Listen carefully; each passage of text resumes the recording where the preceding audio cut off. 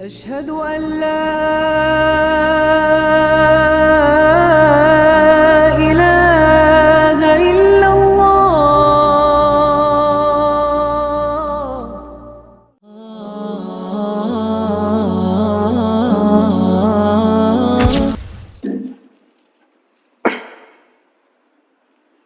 الحمد لله إن الحمد لله نحمده ونستعينه ونستغفره ونؤمن به ونتوكل عليه فنعوذ بالله من شرور أنفسنا ومن سيئات أعمالنا من يهده الله فلا مضل له ومن يضلله فلا هادي له وأشهد أن لا إله إلا الله وحده لا شريك له وأشهد أن محمدا عبده ورسوله أما بعد فقد قال الله تعالى في القرآن الكريم أعوذ بالله السميع العليم من الشيطان الرجيم من همزه ونفسه ونفخه يا أيها الذين آمنوا اتقوا الله حق تقاته ولا تموتن إلا وأنتم مسلمون وقال الله تعالى في آية أخرى يا أيها الذين آمنوا اتقوا الله وقولوا قولا سديدا يصلح لكم أعمالكم ويغفر لكم ذنوبكم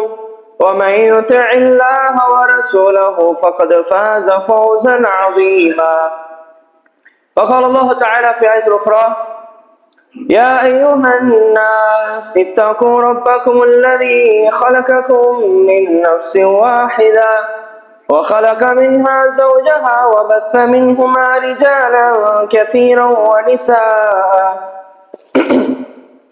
واتقوا الله الذي تساءلون به والأرحام إن الله كان عليكم رقيبا رب اشرح لي صدري ويسر لي أمري واحلل عقدة من لساني يفقهوا قولي இல்லாமல் அல்லாஹின் நல்லடியார்களே, இல்லாமல் அல்லாஹின் பேரன்பும் பெரும் கருணையும் அல்லாஹின் தூதர் முஹம்மது ரசூலுல்லாஹ் ஸல்லல்லாஹு அலைஹி வஸல்லம் அவர்கள் மீதும் அவர்களை பின்பற்றி இந்த பூமியிலே வாழ்ந்து சென்ற உத்தம சத்திய சஹாபாக்கள் மீதும் அவர்களுக்கு பின்னால் யாரெல்லாம் இந்த பூமியிலே அல்லாஹுடைய கட்டளைகளுக்கு கட்டுப்பட்டு அல்லாஹின் தூதர் முஹம்மது ரசூலுல்லாஹ் ஸல்லல்லாஹு அலைஹி வஸல்லம் உடைய சுன்னாக்களை பின்பற்றி வாழ்ந்து சென்றார்கள் அவர்கள் மீதும், குறிப்பாக சூரியன் உதிக்கக்கூடிய நாட்டிலேயே அல்லாஹ்விடத்தில் மிகவும் சிறப்பிற்குரிய விருப்பத்திற்குரிய நாளான அந்த ஜும்மாவுடைய நாளில் அவனுடைய அருளை வேண்டியவர்களாக, அவனுடைய திருப்பொருத்தத்தை நாடியவர்களாக, அவனுடைய இல்லத்தில் ஒன்று கூடியிருக்கக்கூடிய நம் மீதும் நம் குடும்பத்தார்கள் மீதும் வென்ற நோட்டமாக என்று கூறியவனாக இந்த உரைக்குள் நுழைகின்றேன். அன்பின் இஸ்லாமிய உறவுகளே, உரைக்குள் நுழைவதற்கு முன்னால் அல்லாஹ்வின் தூதர் ரசூலுல்லாஹ் ஸல்லல்லாஹு அலைஹி வஸல்லம் அவர்கள் அல்லாஹ்விடம் நம்மை நெருக்கி வைக்கக்கூடிய விஷயமாக சொன்னதுதான் அல்லாஹ்வுடைய பள்ளி வாயிலில் சஃப்புகளை முதன்மையாக பூர்த்தி செய்வது. பின்னால் இருக்கக்கூடிய என்னுடைய சகோதரர்களுக்கு ஒரு அன்பான என்னுடைய வேண்டுகோள் என்ன அப்படின்னா, உங்களுக்கு முன்னாடி சஃப்ல இடம் இருக்குமே ஆனால் கண்டிப்பாக அதை நீங்கள் முன் வந்து அல்லாஹ்விற்காக நீங்கள் பூர்த்தி செய்ய வேண்டும் என்று நான் ஆசைப்படுறேன். காரணம் என்ன அப்படின்னா, அல்லாஹ்வின் தூதர் முஹம்மது ரசூலுல்லாஹ் ஸல்லல்லாஹு அலைஹி வஸல்லம் சொன்னாங்க, யார் ஒருவர் சஃபில இடம் இருக்க, தனக்கு முன்னுள்ள சஃபில இடம் இருக்க அதை ஆசையோடும் ஆர்வத்தோடும் வந்து பூர்த்தி செய்கிறாரோ, அல்லாஹ் அவருடைய காரியங்களை பூர்த்தி செய்வதில் அவருடைய ஆசையை போலவே, அவருடைய ஆர்வத்தை போலவே அல்லாஹும் ஆர்வம் காட்டுகிறான். உண்மையிலே நம்மளுடைய வாழ்க்கையில ஒரு தேவை நம்மளுக்கு பூர்த்தியாக வேண்டுமானால் பள்ளி வாயிலுக்கு வந்து முன்னாடி இருக்கக்கூடிய சஃபுடைய இடத்தை வேகமாக பிடிப்போமே ஆனால் கண்டிப்பாக அல்லாஹ் நம்முடைய காரியங்களை நிறைவேற்றுவதிலே அதே வேகத்தையும் அதே ஆர்வத்தையும் நம்மை விட பல மடங்கு காண்பிப்பான் என்பதை நம்ம புரிஞ்சுக்கணும். அதே மாதிரி ஜும்ஆவில கவனிக்க வேண்டிய ஒரு முக்கியமான ஒரு விஷயம் என்ன அப்படின்னா, பின்னாடி வரக்கூடிய சகோதரர்களுக்கு நாம முன்னாடியே வந்தாச்சு, நாம முன்னாடி உட்கார்றதுதான் சிறந்தது. ஒருவேளை நம்ம பின்னாடி உட்கார்ந்து நமக்கு பின்னால் வரக்கூடிய சகோதரர்கள் முந்தி இருக்கக்கூடிய இடத்திற்கு நம்மை தாண்டி வருவார்களே ஆனால் அவர்களுடைய ஜும்ஆ வீணா போவதற்கு நாம் காரணமாகி விடுவோம். அல்லாஹ்வின் தூதர் ரசூலுல்லாஹ் ஸல்லல்லாஹு அலைஹி வஸல்லம் சொன்னாங்க, யார் ஒருவர் ஜும்ஆ நடந்து கொண்டிருக்கும் போது, இமாம் உரை நிகழ்த்து கொண்டிருக்கும் பொழுது இரண்டு பேருடைய தோல் புஜங்களை பிரித்து கொண்டு கடந்து செல்கிறாரோ, இரண்டு பேருடைய தோல் புஜங்களை பிரிச்சுட்டு முன்னாடி போறாரோ, ஏன் முன்னாடி போவாரு? அங்க இடம் இருக்கிறதுனால இவர் முன்னாடி போறாரு. யார் ஒருவர் இரண்டு பேருடைய தோல் புஜங்களை பிரிச்சுக்கிட்டு முன்னாடி போறாரோ அவருடைய ஜும்ஆ வீணாகி விடும். ஏன்னா இந்த ரெண்டு பேருடைய ஜும்ஆ அவர் வீணாக்கிட்டார் அப்படிங்கிறதுக்காக வேண்டி, இவரை ஜும்ஆவுடைய கவனத்திலிருந்து திசை திருப்பிட்டார் என்பதற்காக வேண்டி. அவ பின்னாடி வரக்கூடிய ஒரு சகோதரருடைய ஜும்மா வீணா போவதற்கு முன்னால் செல்லாமல் அமர்ந்திருந்த நான் காரணமாகி விடக்கூடாது என்கிறது ஜும்மாவில் முக்கியமாக கவனிக்க வேண்டிய ஒரு விஷயம். எனவே அன்பின் இஸ்லாமிய உறவுகளே, ஜும்மாவிற்கு எப்பொழுது வந்தாலும் சரி, முன்னாடி சஃப் இருக்குமா ஆனால், முன்னாடி சஃபில் இடம் இருக்குமே ஆனால், முதல் சஃப், இரண்டாவது சஃப், மூணாவது சஃப், அப்படி வரிசையாக பூர்த்தி செய்து செல்லக்கூடிய ஒரு வளமை நம்மகிட்ட இருக்கணும். ஏன்னா அல்லாஹ் தூதர் ரசூலுல்லாஹி ஸல்லல்லாஹு அலைஹி வஸல்லம் காமிச்ச அந்த வழிமுறை அதுதான். இன்னும் இது நம்ம அல்லாஹ்விடம் எந்த அளவுக்கு சஃப்ல நம்ம நெருக்கமாகிறோமோ, எந்த அளவுக்கு ஃபர்ஸ்ட் சஃப் செகண்ட் சஃப் ஆகிறோமோ, அந்த அளவுக்கு அல்லாஹ்விடம் நெருக்கமாகும் அப்படிங்கறத நம்ம புரிஞ்சுக்கணும். எனவே வரக்கூடிய காலங்களில் இன்ஷா அல்லாஹ் சஃபை முதன்மையாக பூர்த்தி செய்யக்கூடிய மக்களாக நம்ம இருக்கணும். அன்பின் இஸ்லாமிய உறவுகளே, இன்ஷா அல்லாஹ் இந்த ஜும்ஆவுடைய உரையில் முக்கியமாக நாம் புரிந்து கொள்ள வேண்டிய விஷயங்களை பத்தி நம்ம பேசலாம் அப்படின்னு நினைக்கிறேன். என்ன அப்படின்னா, இன்னைக்கு நம்மள நிறைய பேர் நம்மளுக்கு எல்லாமே தெரியும் அப்படின்னு நினைக்கிறோம். எனக்கு எல்லாம் தெரியும், எனக்கு இதை பத்தி தெரியும், அதை பத்தி தெரியும், மார்க்கத்துடைய இந்த விஷயங்களை பத்தி எனக்கு தெரியும் அப்படின்னு சொல்றோம். உண்மையிலேயே நம்ம விளங்கிக் கொள்ள வேண்டிய விஷயம் என்னன்னா, தெரிந்து கொள்வதற்கும் புரிந்து கொள்வதற்கும் வித்தியாசம் இருக்கு. தெரிஞ்சு கொள்றதும் புரிஞ்சு கொள்றதும் வித்தியாசம், அது ரெண்டு ஒண்ணு இல்லை. ஒரு விஷயத்தை பத்தி இவருக்கு தெரியுங்க அப்படின்னு சொல்றதுக்கும் அந்த விஷயத்தை இவர் நல்லா புரிஞ்சு வச்சிருக்காருங்கிறதுக்கும் வித்தியாசம் இருக்கு. இப்ப குர்ஆன் ஓத நம்மளுக்கு தெரியும் இல்லையா, நம்மள எல்லாருக்கும் குர்ஆன் ஓத தெரியும். ஆனா உண்மையிலே அல்லாஹ் குர்ஆனை பத்தி சொல்லும் பொழுது குர்ஆன் ஓத தெரிஞ்சுக்கோங்கன்னு சொல்றானா இல்ல குர்ஆனை புரிஞ்சுக்கோங்கன்னு சொல்றாங்க? நாம எல்லாருமே ஓதுறோம், ஆனா புரிஞ்சுக்கிறோமான்னு கேட்டா இல்ல. அப்ப தெரியறதும் புரியறதும் ஒண்ணு இல்ல. இன்னும் மேலதிகமா சொன்னா, ஒரு குர்ஆன்ல வசனங்களை தர்ஜுமா பண்ணி மொழிபெயர்ப்பு பண்ணி ஆங்கிலத்துல தமிழ்ல எல்லாம் படிக்கதான் செய்யறோம். வசனத்துல இது சொல்லப்படுதுன்னு தெரியுதே தவிர அதை நாம எப்படி புரிஞ்சுக்கிறோங்கிறது முக்கியம் இல்லையா? அல்லாஹ் குர்ஆனை பத்தி எங்கெல்லாம் பேசுறானோ, குர்ஆனை பத்தி நீ எங்கெல்லாம் சொல்றானோ, படின்னு சொன்னதை விட புரிஞ்சுக்கோங்க, சிந்திங்க, இது என்ன சொல்லப்பட்டிருக்கு உணருங்க அப்படின்னு அல்லாஹ் சொல்றான். அப்ப தெரிஞ்சுக்கிறதுக்கும் புரிஞ்சுக்கிறதுக்கும் ரொம்ப பெரிய வித்தியாசம் இருக்கு. அதை நாம புரியணும்னா ஒரு 2 வசனத்தை மட்டும் இந்த ஜும்ஆல, ஏன்னா குர்ஆன்ல உள்ள எல்லா வசனத்தையுமே நம்ம புரிஞ்சு ஆகணும், ஆனா குறிப்பா ஒரு 2 வசனத்தை மட்டும் நாம புரிஞ்சுக்கணும். அப்படிங்கிறதுக்கு அது எவ்வளவு முக்கியமான எடுத்துக்காட்டாக இருக்கும் அப்படிங்கறத நம்ம பார்ப்போம் இன்ஷா அல்லாஹ். ஏன்னா நாம எப்ப ஒரு விஷயத்தை புரிய ஆரம்பிக்கிறோமோ அப்பதான் அது நம்மள்ட்ட மாற்றத்தை ஏற்படுத்தும். அந்த விஷயத்துல முன்னால் உள்ள பிரச்சனை, பின்னால் உள்ள பிரச்சனை, சாதக பாதகம், என்ன தீங்கு வரும், என்ன நலவு வருங்கிறத என்ன பண்ணுவோம், தெரிஞ்சு நடக்க ஆரம்பிப்போம். உதாரணத்துக்கு கார் ஓட்டுறது ஒருத்தருக்கு தெரியும் அப்படின்னு வச்சுக்கோமே, கார் ஓட்ட தெரிஞ்சிருந்ததுனால அவர் எல்லா இடத்துலயும் நல்லா ஓட்டிட்டு வரான்னு கேட்டா கிடையாது. கார் ஓட்ட தெரியுங்கிறதுனால எல்லா இடத்துலயும் நல்லா ஓட்டிட்டு வரா கிடையாது. கார் ஓட்டி பழகி எந்த இடத்துல எப்படி ஓட்டணுங்கிறத புரிஞ்சிருந்தா மட்டும்தான் எல்லா இடத்துலயும் அவர் கார் ஓட்டுறது நல்லா இருக்கும். அப்ப கார் ஓட்ட தெரிஞ்சவருக்கும் கார் ஓட்டுறது எங்க எப்படி ஓட்டணுங்கிறத புரிஞ்சவருக்குமே வித்தியாசம் இருக்கு இல்லையா யதார்த்த வாழ்க்கையிலேயே? அப்ப அதுதான் மார்க்கத்திலையும், குர்ஆன்லயும் அதுதான், சுன்னாவுலயும் அதுதான். தெரிஞ்சிருக்கிறதுனால நாம எல்லாருமே சரியா நடக்கிறோங்கிறது இல்ல.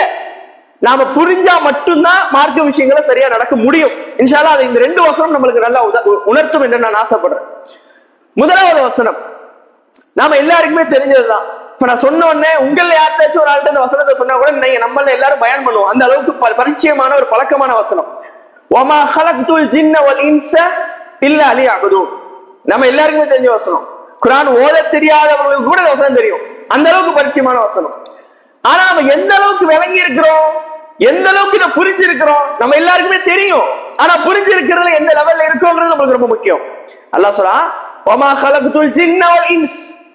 நாம் மனிதர்களையும் ஜின்களையும் படைக்கலப்பா, நாம அவங்களை படைக்கவே இல்லை. வமா ஹலக்துல் ஜின்ன வல் இன்ஸ இல்லா லியஅபுதூன். என்னை வணங்குவதற்காகவே அன்றி அவர்கள் நான் படைக்கல. நான் படைச்சதுக்கு காரணமே என்னதான், அவங்க என்ன வணங்கணும், வணங்கிக்கிட்டே இருக்கணும். இதுதான் காரணம். இப்ப நான் என்ன கேட்கிறேன்னா, அல்லாஹ் வணங்க தானே நம்மளை படைச்சான். அப்ப 24 மணி நேரம் எங்க இருக்கணும், பள்ளி வாசல்ல இருக்கணும். அது 24 மணி நேரமும் தொழுதுகிட்டே இருக்கணும். வாழ்க்கை பூரா நோக்கு வச்சுக்கிட்டே இருக்கணும். வாழ்க்கை பூரா என்ன இபாதத்தெல்லாம் செய்யணுமோ செஞ்சுக்கிட்டு இருக்கணும். அதான வசனம். அப்படித்தானே தெரியுது, படிக்கும்போது அப்படித்தானே தெரியுது. ஆனா நம்ம அப்படி இல்லையே. ஏதோ ஒரு நாளைக்கு 5 வேளை ஒரு 50 நிமிஷம் தொழுகிறோம்.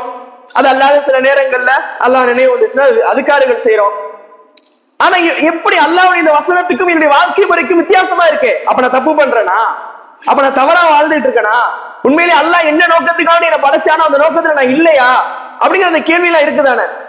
அப்புறம் ஏன் அல்லாஹ் குடும்பங்களை படைச்சிருக்கிறான், அப்புறம் ஏன் திருமணம் பண்ண சொல்லியிருக்கிறான், அப்புறம் ஏன் பிள்ளைகளை படைச்சிருக்கிறான், ஏன் மனைவியை படைச்சான்? இதெல்லாம் கேள்வி. இந்த வசனத்துக்கு பின்னாடி உண்மையிலே நம்ம இதை யோசிச்சோன்னா இந்த கேள்விகள் வரணும். வணங்கத்தான் படைச்சேன்ட்டு இதெல்லாம் ஏன் கொடுத்து வச்சிருக்கிற? ஏன் கடலை படைச்சிருக்க, ஏன் மலையை படைச்சிருக்கிற, ஏன் நாங்க என்டர்டைன்மெண்ட் பண்றதுக்கான விஷயங்கள் எல்லாம் படைச்சிருக்கிற கேள்வி வரணும். அல்லாஹ் இன்னொரு இடத்துல சொல்றான், இந்த 2வது வசனம். இப்போ ஹுவல்லதி சூரா பக்ரால அல்லாஹ் சொல்றான், ஹுவல்லதி ஹலகலகும் மா ஃபில் அர்லி ஜமீஆ. இந்த உலகத்துல நான் படைச்சிருக்கிற எல்லாம் உங்களுக்கு தான். நல்லா புரிஞ்சுக்கோங்க. ஹுவல்லதி, அவன் எப்படிப்பட்டவன் தெரியுமா?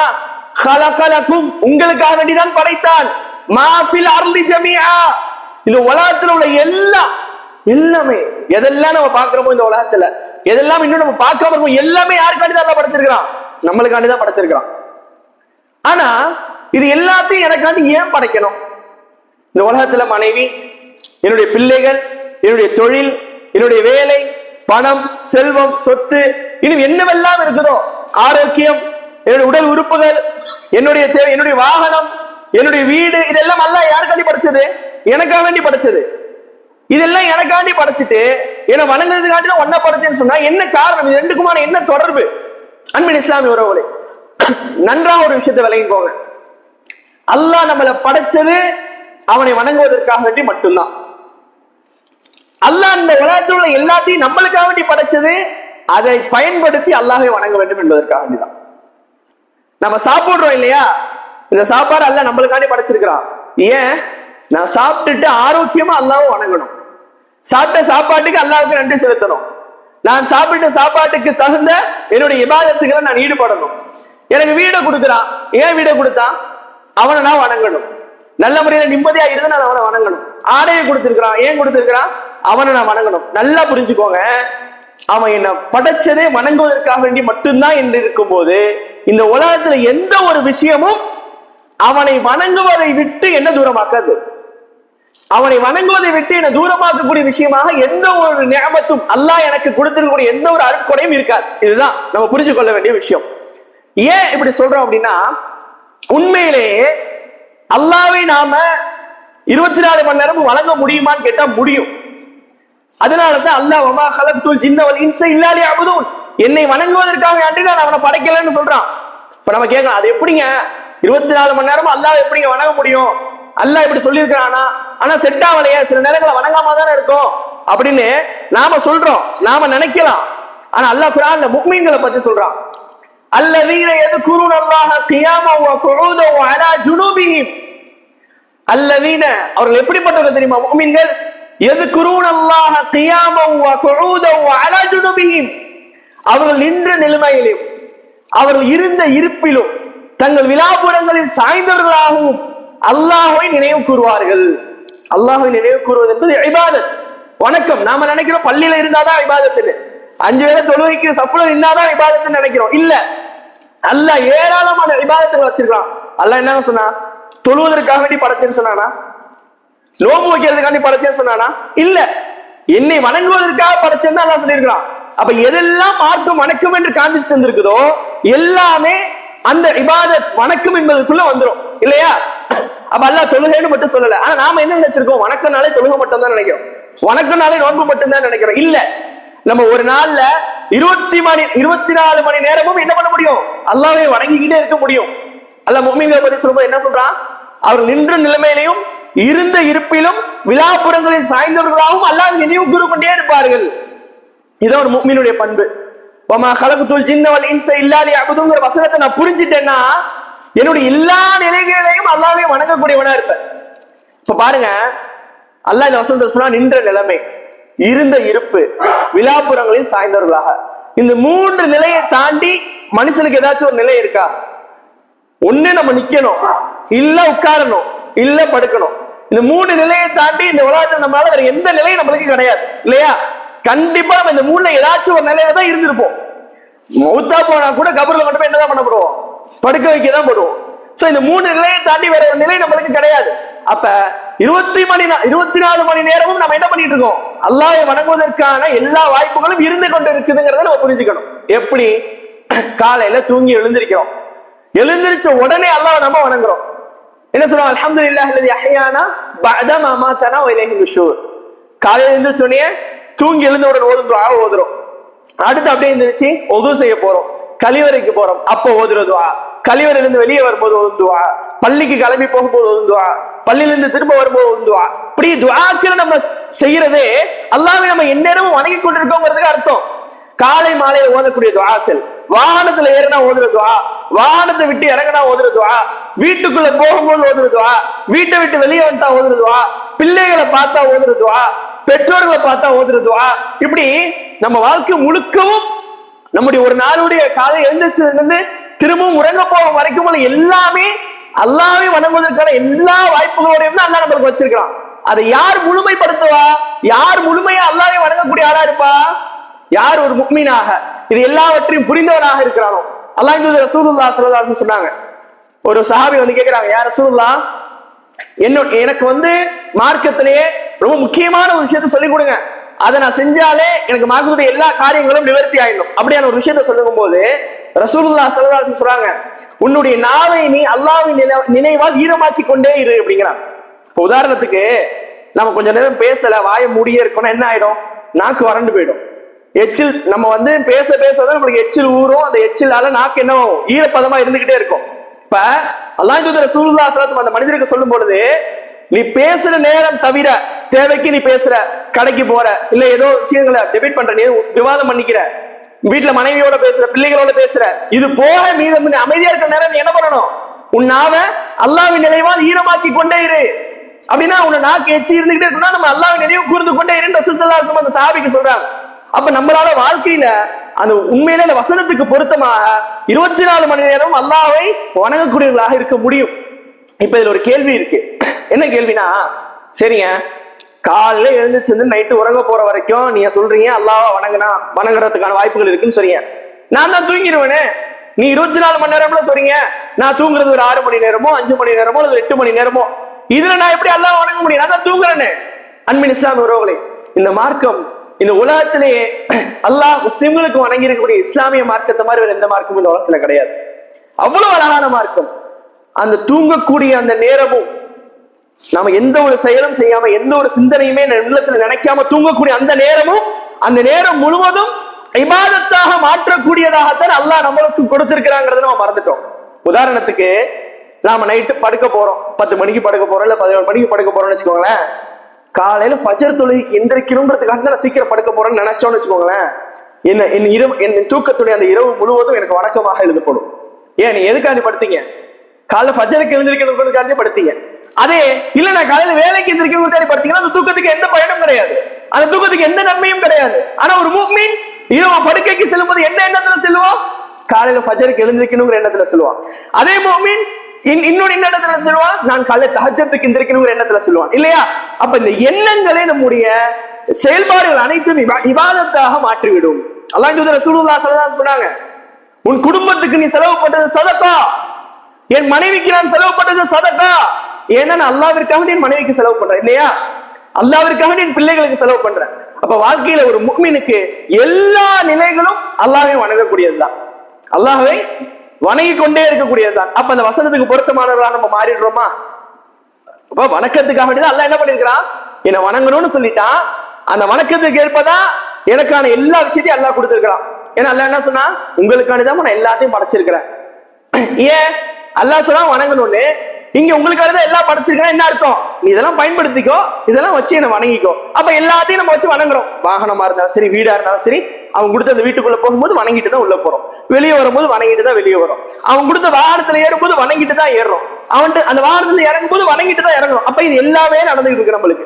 அதே மாதிரி பைக்ல போயிட்டு இருக்கோம், வேகமா போறோம் அல்லது மெதுவா போறோம், சுப்ஹானல்லாஹ் அல்ஹம்துலில்லாஹ். மேட்ல ஏறும்போது சுப்ஹானல்லாஹ் சொல்லணும், இறங்கும்போது அல்லாஹ் அக்பர் சொல்லணும். இந்த மாதிரியான பல இபாதத்துகள் இருக்கு. இப்ப இது எல்லாத்தையுமே நம்ம செய்யும் பொழுது உண்மையிலேயே அல்லாஹ் 24 மணி நேரமும் வணங்கக்கூடிய ஆட்களாக மாறுறோம். நல்லா புரிஞ்சுக்கோங்க. இப்ப நான் ஒரு உதாரணம் சொல்ல போறேன். அல்லாஹ் நம்மளுக்கு இந்த உலகத்துல படைச்சது அவனை வணங்கணுங்கிறதுக்காக வேண்டி. அவன் நம்மளுக்கு கொடுத்திருக்கிற எல்லாம் அவனை நாம் வணங்குவதில் சரியா இருக்கணும் என்பதற்காக வேண்டி. இது ரெண்டே புரிஞ்சுக்கோ. இப்ப நான் ஒரு உதாரணம் சொல்றேன். நம்ம வீட்டுல நம்ம பிள்ளைங்களை காலேஜுக்கு அனுப்புறோம் அல்லது ஸ்கூலுக்கு அனுப்புறோம். இப்ப ஸ்கூலுக்கு நம்ம அனுப்புறதுக்கான எல்லா ஏற்பாடுகளும் பண்ணி கொடுக்கிறோம். ஏன்? புள்ள படிக்கணுங்கிறதுக்காக வேண்டி. காலேஜுக்கு ஏன் அனுப்புறோம்? படிக்கணும். ஸ்கூலுக்கு ஏன் அனுப்புறோம்? படிக்கணும். இப்ப பிள்ளைக்கு ஸ்கூலுக்கு போறதுக்கு வேன் வசதி அல்லது வாகன வசதி, பிள்ளைக்கு பைக் வாங்கி கொடுக்குறோம். காலேஜில் படிக்கிற பையனை வச்சுக்கோமே, காலேஜில் படிக்கக்கூடிய என்னுடைய பிள்ளைக்கு நான் பைக் வாங்கி கொடுக்குறேன். எதுக்கு? காலேஜில் போய் படிக்கணுங்கிறதுக்கு. அவனுக்கு காலையில இருந்து சாப்பாடு செஞ்சு கொடுக்க சொல்றேன் மனைவிய, அவனுக்கு சரியா சாப்பாடு செஞ்சு கொடு, நல்ல விதமா சாப்பாடு செஞ்சு கொடு. எதுக்கு? அவன் போய் நல்லா படிக்கணுங்கிறதுக்காக வேண்டி. இப்படி அவனுக்கு அவன் போய் படிக்க வேண்டும் என்பதற்கான எல்லா விதமான சகல காரியங்களையும் நான் செஞ்சு கொடுக்குறேன். இது எல்லாம் எதுக்குதான்? படிக்கணும். அவனுக்கு ஆடை எடுத்து கொடுக்குறேன், நல்ல ஸ்கூலா செலக்ட் பண்றேன், ஸ்கூல்ல நல்ல விதமா எல்லாம் இருக்குதா, ஃபேன் இருக்குதா, பெஞ்ச் இருக்குதா, இப்ப ஸ்கூல்ல உள்ள மேனேஜ்மெண்ட் எல்லாத்தையும் ரெடி பண்ணி வைக்கிறது எதுக்காக வேண்டி? பிள்ளைங்க வந்து நல்லா படிக்கணும் அப்படிங்கிறதுக்காக வேண்டி. இப்படி எல்லாம் செய்யப்பட்டிருக்கிறதும் படிக்க வேண்டும் என்கிற ஒரு நோக்கத்திற்காக வேண்டிதானே. இப்போ இதெல்லாம் செஞ்சு கொடுத்து உங்க பிள்ளைய நீங்க அனுப்புறீங்க, ஆனா அவங்க போகல. நீ எதுக்கு இதெல்லாம் செஞ்சு கொடுத்தீங்க உங்க பிள்ளைக்கு? அவன் அதை செய்யல, அவன் அதுக்கு போகல, படிக்கல, எதுவுமே பண்ணல. இப்ப நீங்க என்ன பண்ணுவீங்க? இப்ப நீங்க உங்க பிள்ளைங்கள்ட்ட எப்படி நடந்துப்பீங்க? உதாரணத்துக்கு காலேஜுக்கு எல்லாம் செஞ்சு கொடுத்துருக்கீங்க, பைக் முதற்கொண்டு வாங்கி கொடுத்துருக்கீங்க, நல்ல ஆடைகள் வாங்கி கொடுத்துருக்கீங்க, நல்ல காஸ்ட்லியான போன் வாங்கி கொடுத்துருக்கீங்க, லேப்டாப் வாங்கி கொடுத்துருக்கீங்க. ஆனா இது எதையுமே அவன் அதற்காக வேண்டி பயன்படுத்தல, படிப்பிற்காக வேண்டி பயன்படுத்தல. எல்லாமே மாற்றமா அதுக்கு தேவையில்லாத விஷயங்களா பயன்படுத்திட்டு இருக்கிறான். இப்ப நீ எப்படி நடந்துப்பீங்க அவன்கிட்ட? அப்படியா பாமாவனே, சரி உனக்கு லேப்டாப் வாங்கி கொடுத்தா அப்படி இருக்கா, சரி வேற ஹை லெவல்ல வாங்கி கொடுக்குறேன், சிக்க பைக் ஆசை கார் வாங்கிட்டு சுத்து வெளியில சுத்து காலேஜ்லாம் போவேன்னு சொல்லுவீங்களா? இல்ல இருந்த எல்லாத்தையும் மொத்தமா உடைக்கிடுவீங்களா? உனக்கு நான் இதெல்லாம் அதுக்கு தானே செஞ்சு கொடுத்தேன், நீ எதுவும் செய்ய வேணாம், நீ போலன்னா விட்டுரு, உனக்கு நீ உன்னோட எல்லாத்தையும் நான் புரிஞ்சிருவேன் அப்படின்னு சொல்லிட்டு என்ன பண்ணுவோம்? அவன்கிட்ட கடுமையா நடந்துக்குவோமா இல்லையா? இது யதார்த்தம்.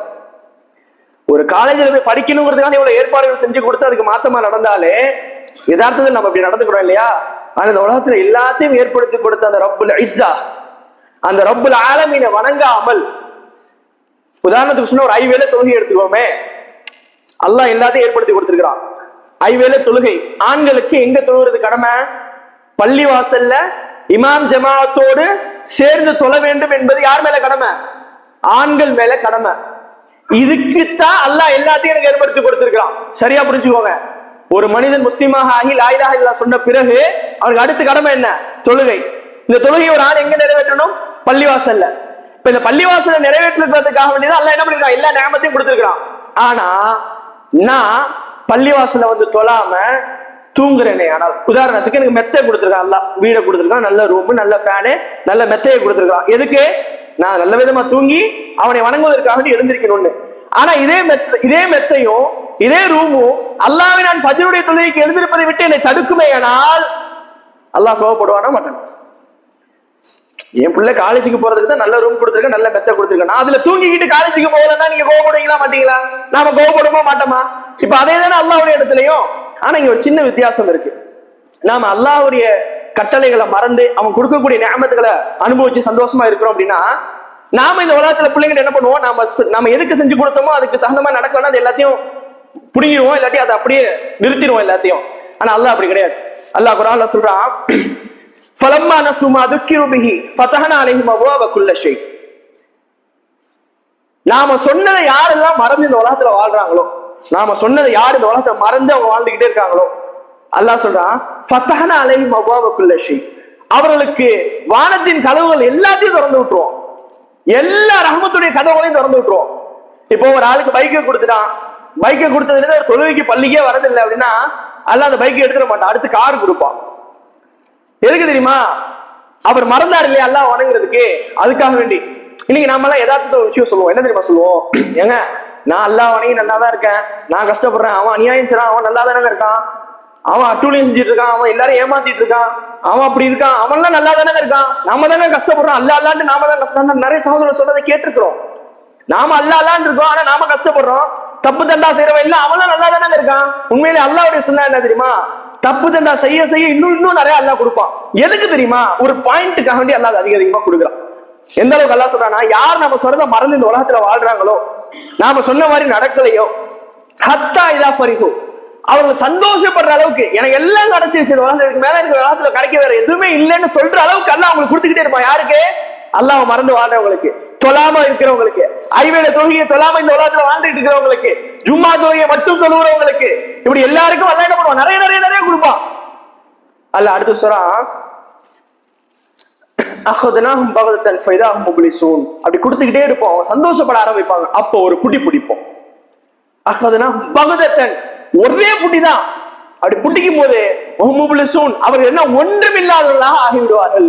உலமாக்கள் இந்த வசனத்துக்கு தஃப்சீர் சொல்லும்போது சொல்றாங்க, இந்த உலகத்திலும் நாளைக்கு மறுமையிலும் அவர் ஒன்றுமில்லாதவர்களாக ஆகிவிடுவார்கள் அப்படின்னு சொல்றாங்க. பண்பின் இஸ்லாமிய உறவுகளே, நம்மளுக்கு அல்லாஹ் நிஅமத்துகளை, செல்வத்தை அதிகம் அதிகமாக தருகிறானேயானால் அவனை நாம நெருங்குவது அதிகமாக வேண்டுமே தவிர அந்த செல்வமும் அவனுக்கு தரக்கூடிய அந்த அருட்கொடைகளும் அவனை வணங்குவது விட்டு தூரமாக ஆக்கிடக்கூடாது. 10,000 ரூபாய் சம்பாதிச்சிட்டு இருக்கும் போது பள்ளியில் 5 வேளை வந்து தொழுகை, நான் 50,000 ரூபாய் சம்பளம் கிடைக்கும் போது பள்ளிக்கே வரதில்லைன்னா அல்லாஹ் என்ன தூரமாக்குறான்னு அர்த்தம், என்ன பிடிக்க போறான்னு அர்த்தம். 10,000 ரூபாய் கிடைக்கும் போது பள்ளிவாசல வந்து 5 வேளை தொழுது நான் 50,000 ரூபாய் கிடைக்கும் போது சின்னத்தோட சேர்த்து தொழக்கூடிய ஆளா மாறி இருக்கணும். இதைதான் அல்லாஹ் எதிர்பார்க்கிறான். அருட்கொடைகளை அல்லாஹ் தருவதற்கான காரணம் என்ன தெரியுமா? அவன் நான் நெருங்க வேண்டும் என்பதற்காக வேண்டிதான் அல்லாஹ் அருட்கொடைகளை தரான். அதே அருட்கொடையை வச்சுக்கிட்டு அவனை விட்டு நம்ம தூரமாகுவோமே ஆனால், அவனுக்கு செய்ய வேண்டிய கடமைகளை செய்வதை விட்டு தூரமாகுமே ஆனால் கண்டிப்பாக அல்லாஹ் அந்த அருட்கொடைகளை நம்மளுக்கு வேதனையா மாத்திடுவான் அப்படிங்கறத நம்ம புரிஞ்சுக்கணும். என் அன்பின் இஸ்லாமிய உறவுகளே, நாம் அல்லாஹ் நமக்கு கொடுத்திருக்கக்கூடிய அருட்கொடைகளை அவனை நெருங்குவதற்காகவும் அவனை நெருங்குவதன் பக்கம் நம்மளை அழைத்து செல்லக்கூடிய அருட்கொடைகளாகவும் அதை நம்ம மாற்றிக்கொள்ள வேண்டும். அப்படியாக இருக்கும் பட்சத்தில் அல்லாஹ் நம்முடைய அருட்கொடைகளை அல்லாஹ் நம்மளுக்கு அழகான அருட்கொடைகளாக, நிம்மதியை தரக்கூடிய அருட்கொடைகளாக அல்லாஹ் நமக்கு மாற்றி தருவான் என்பதை நம்ம விளங்கி சொல்லணும். அப்படியான மக்களாக வாழ்ந்து வர்ணிக்கக்கூடியவர்களாக அல்லாஹ் நம்மை ஆக்கி வைப்பானா என்று